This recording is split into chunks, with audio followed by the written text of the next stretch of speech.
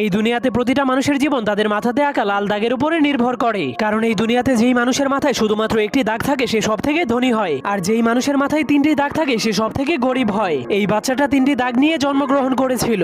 এরপর সে ধীরে ধীরে বড় হওয়ার পর সে দেখতে পায় তাকে শুধু গরিব মানুষের সাথেই থাকতে হয়, আর যাদের মাথায় দুইটি দাগ আছে তাদের গোলামি করতে হয়। এমনকি তাকে দুই দাগওয়ালা মানুষের জন্য সারাদিনই কাজ করতে হয়, যার ফলে দুই দাগওয়ালা মানুষের বাচ্চারা তাকে মারলেও সে কিছুই বলতে পারতো না। এজন্য সে একদিন লুকিয়ে লুকিয়ে তার কপালের একটা দাগকে মুছে ফেলে। এরপর কাউকে কিছু না বলেই লুকিয়ে লুকিয়ে দুই দাগওয়ালা মানুষের রুমের মধ্যে চলে যায়। কিন্তু সে ভিতরে যাওয়ার পর দেখতে পায় সব দুই দাগওয়ালা মানুষের এক দাগওয়ালা মানুষের একদমই চাকরের মতো সেবা করছে, যা দেখার পর সে অনেক অবাক হয়ে যায়। এরপর সে বুদ্ধি খাটিয়ে তার আরেকটা দাগকেও মুছে ফেলে। কিন্তু যখন দুই দাগওয়ালা মানুষেরা দেখতে পায় তার কপালে এক দাগ, তখন তারাও তার সেবা করতে শুরু করে দেয়। তখন সে জীবনের প্রথমবার এত সম্মান পেয়ে অনেক খুশি হয়ে যায়। কিন্তু তখনই হঠাৎ করে উপর থেকে একটা মেশিন চলে আসে।